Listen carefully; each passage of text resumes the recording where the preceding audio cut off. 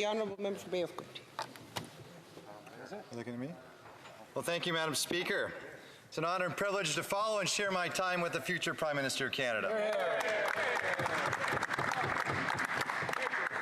When I was a little boy, my grandfather used to read... The Honourable Parliamentary Secretary is rising on a point of order. On a point of order, I don't recall hearing the Leader of the Opposition indicate that he was sharing his time. He did. The Honourable Member for Bay of Quinte. Well, we'll start again, Madam Speaker. It's an honor and privilege to share my time with the future Prime Minister of Canada. From the top. When I was a little boy, my grandfather used to read to me a great Canadian poet, Robert Service. And the poem that he would read to us was The Cremation of Sam McGee. There are strange things done in the midnight sun by the men who moil for gold. The Arctic trails have their secret tales that would make your blood run cold. The Northern Lights have seen queer sights, but the queerest they ever saw was the night on the marge of Lake LaBarge where I cremated Sam McGee. But the greatest line from that whole poem was, "A promise made is a debt unpaid."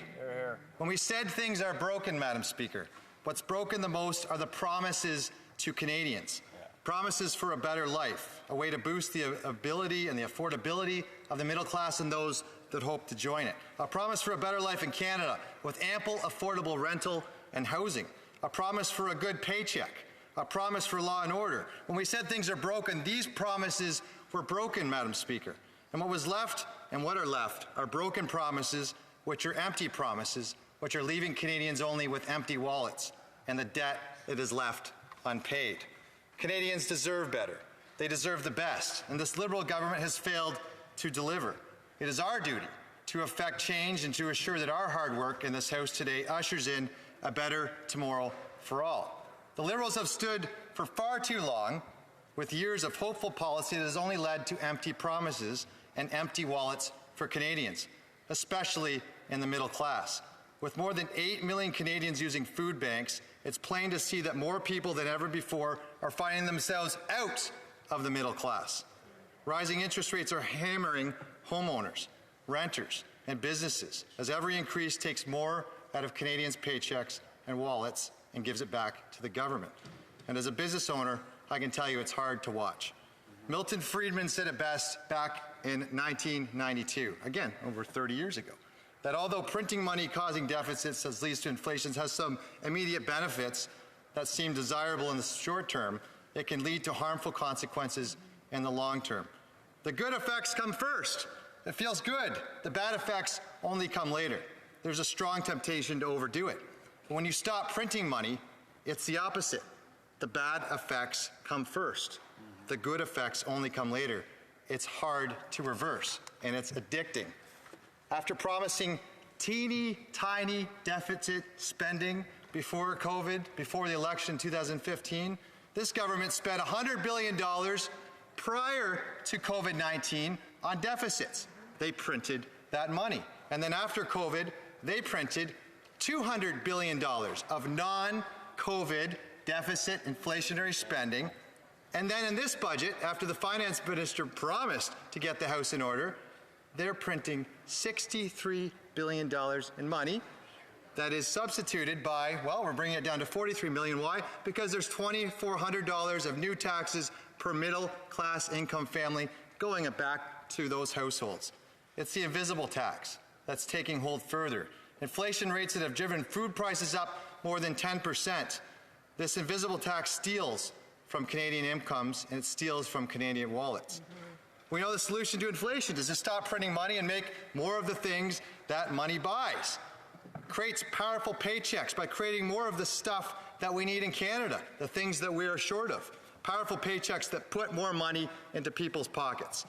The complacency of this Liberal government has fostered an environment where our nation's doers and dreamers are forced into a playing field that is anything but level, and it is harder than ever to create those paychecks. Companies in Canada find it increasingly difficult to run in Canada because of increasing costs because of inflation, higher interest rates on their loans, and the complete inability to hire talent, workers that they need to make paychecks for their companies. We have red tape You know, we can't get LNG to the ground. Our leader talked about this. We need faster building permits. A mine should take 2 and 3 years, not 25.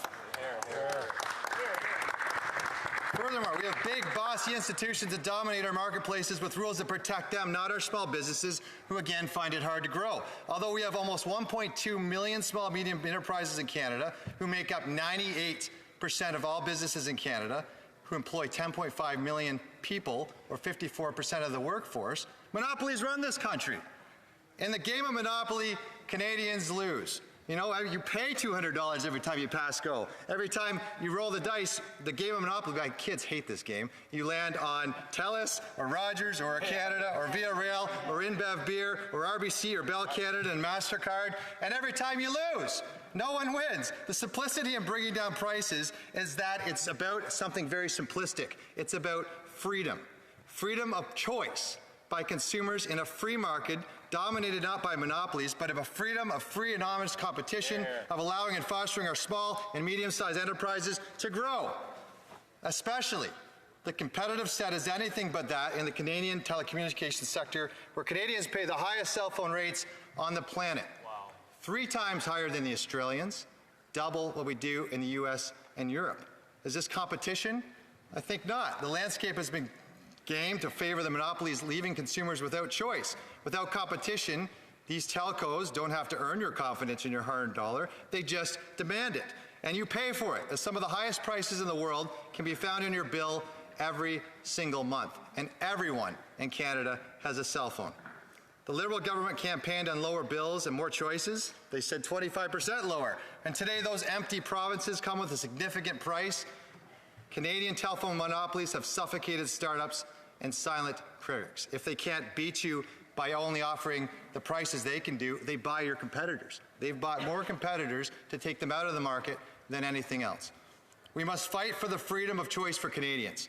We must create an environment that breeds competition in a fair and open market.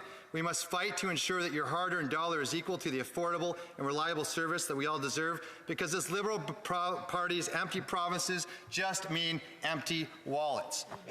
It's the same in all sectors. And the solution to see Canadian paychecks grow is to have Canadian businesses grow. Yeah. We need more homes. We need microchips. We need food. We need farms, and we need food processing. We need LNG. It's also about keeping Canadian IP in Canada. Did you know that Canadians invented peanut butter, the zipper, the skidoo, the sea-doo, the pacemaker, the Wonder Bra? All these inventions in the past decade, where are they? We dedicated billions in funding to R&D, which gets pilfered by our foes and allies. We've put millions into battery research in the east coast of Dalhousie, but who owns that battery research? Tesla. We put millions into the Sidewalk Labs at Google, and who owns that research? Google. We're paying still for research from Huawei in our Canadian colleges and universities. Who's paying for that? Canadian taxpayers. Right. Again, we have not been smart at all with where we're putting our investments. And when it comes to looking after Canadians' money, it's all about one thing only. It's about investing in Canadians' futures, and we have not been doing that. Here. Madam Speaker, people with good intentions make promises. It is only people with good character that keep them. These are promises made and a debt unpaid, leaving Canadians with the most debt owned by a generation before them. The moral of this story is don't make promises you don't intend to keep. But perhaps the real lesson here is promises made are only as strong as the person who gives them. When you cannot trust what someone is saying, you need to turn to a new voice. A Conservative government will be that voice, a voice for all Canadians at a time of need. As families struggle to make ends meet and sacrifice daily to put food on the table, the last thing they need are more empty promises. A Conservative government will rise above the unnecessary layers of bureaucracy that have stalled out and bringing about much-needed change. Action is what we offer. And bringing home paychecks to fill emptying wallets is what Canadians deserve. It's what the future deserves, and this future government will bring it home for Canadians. Thank you, Madam Speaker.